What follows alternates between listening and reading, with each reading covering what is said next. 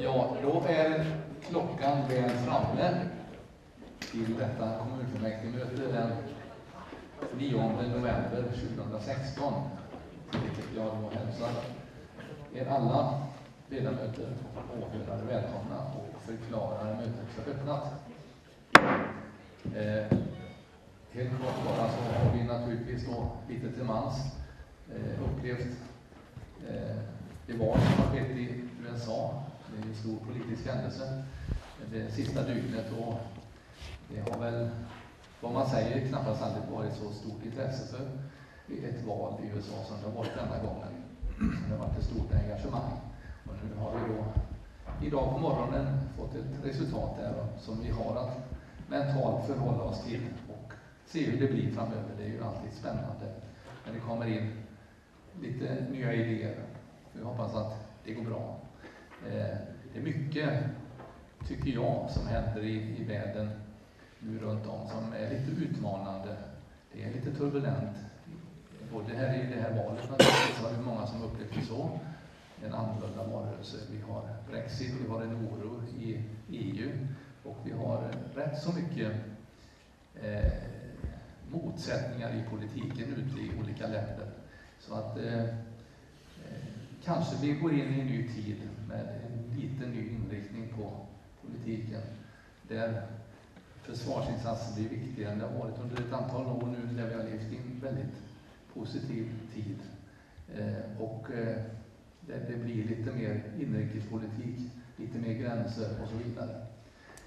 Det är lite reflektioner som man har, och det skadar väl inte att hålla ögon och öron öppna. Vi som är politiker visserligen på ett lokalt plan och inte kan påverka det här särskilt mycket, men ändå har vi intresse och som opinionsbildare som vi kan vara i viss mån.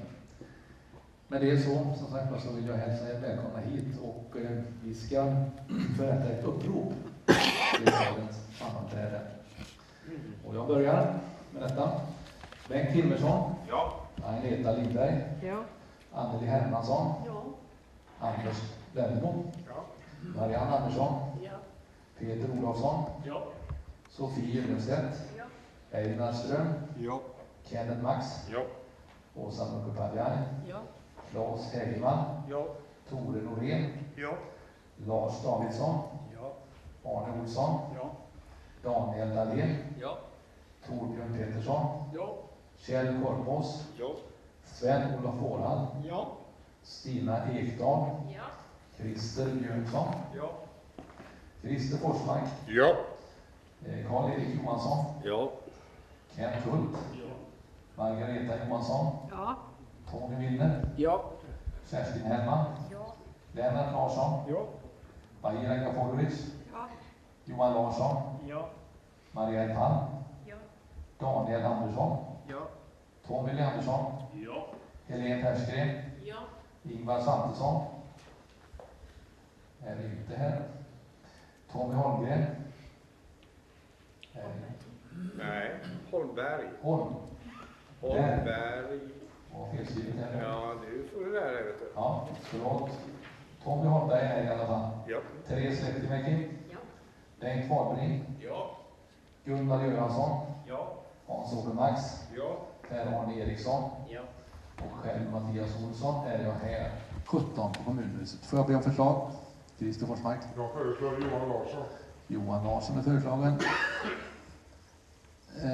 Peter Olofsson. Jag föreslår Marianne Andersson. Marianne Andersson är föreslagen. Vi har 2 förslag. Finns det något mer? Kan vi då utse de 2 föreslagna? Ja. Svaret är ja. Punkt 3. Godkännande av kallelsekungörelse, och det har då i vanlig ordning varit annonserat i Alingsås tidning. Det har varit anslaget, det här mötet på kommunens anslagstavla, och det har varit utskickat då i våra digitala plattor till ledamöterna. Och det finns ju även på vår hemsida då. Och det kan vi väl då anse att det har skett i laga ordning. Så att ja.